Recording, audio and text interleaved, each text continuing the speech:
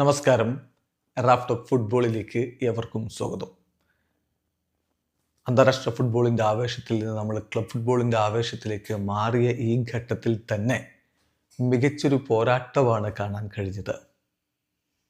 PSG-യെ Strasbourg സമനിലയിൽ കുരുക്കിയിരിക്കുന്നു. അതിൽ അർജന്റീനക്കാരൻ മിന്നും പ്രകടനം നടത്തി.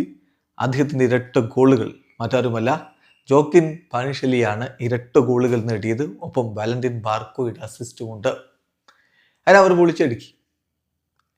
അതോടൊപ്പം ഈ കളിയിലും മറ്റൊരു പോരാട്ടം ഉണ്ടായിരുന്നു. ഡിസേ ഡൂവും അദ്ദേഹത്തിൻ്റെ സഹോദരനായിട്ടുള്ള ഗുയേല ഡൂവും തമ്മിലുള്ള പോരാട്ടം. രണ്ടുപേരും അവരവരുടെ ടീമുകൾക്കായിട്ട് അസിസ്റ്റൊക്കെ നൽകി. ഈ രണ്ടുപേര് ഇവർ സഹോദരങ്ങളാണ്. അതിൽ മൂത്തയാൾ ഗുയേല ഡൂ ആണ്.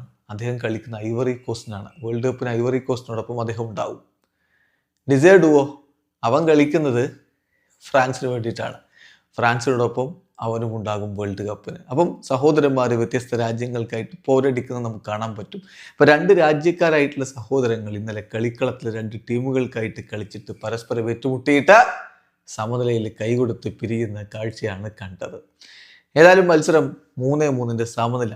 ജോക്കിൻ പാനിഷലിയെ കൂടാതെ മൊഴീറയാണ് സ്ട്രാസ്ബർഗിനായിട്ട് ഗോൾ കണ്ടെത്തിയത്. മറുഭാഗത്ത് ബാർക്കോലയും ഗോൺസാലോ റാമോസും മയൂലുവുമാണ് PSG-യുടെ ഗോളുകൾ നേടിയത്. കളിയിൽ റാമോസ്, ബാർക്കോല, എംബായെ എന്നിവരൊക്കെ ചേർന്നുകൊണ്ടാണ് PSG-യുടെ മുന്നേറ്റങ്ങൾ നയിച്ചെങ്കിൽ മറുഭാഗത്ത് എൻസിസോ, മൊഴീറ, പാനിഷലി എന്നിവർ ചേർന്നുകൊണ്ടാണ് സ്ട്രാസ്ബർഗിൻ്റെ മുന്നേറ്റം നയിച്ചത്.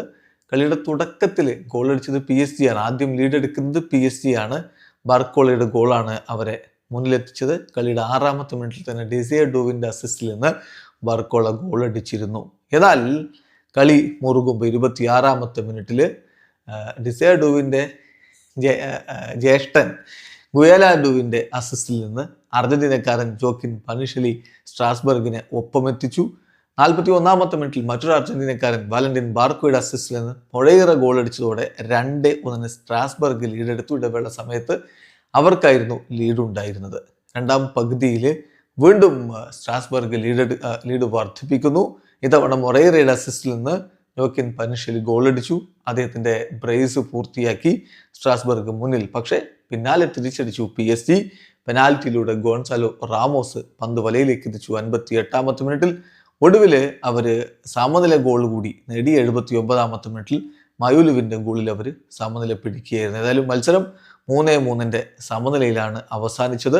ഇതോടുകൂടി ഇപ്പോൾ 8 കളികളിൽ നിന്ന് 17 പോയിന്റാണ് PSG-ക്കെങ്കിലെ 8 കളികളിൽ നിന്ന് 16 പോയിന്റുമായിട്ട് സ്ട്രാസ്ബർഗ് തൊട്ട് പിന്നാലെയുണ്ട്. ലീഗ് 1 മത്സരം കനക്കുകയാണെന്നർത്ഥം. വീഡിയോ അവസാനിക്കുന്ന ഫുട്ബോൾ ലോകത്ത് കൂടുതൽ വിശേഷങ്ങളുമായി റാഫ്റ്റോക്സ് എത്താം.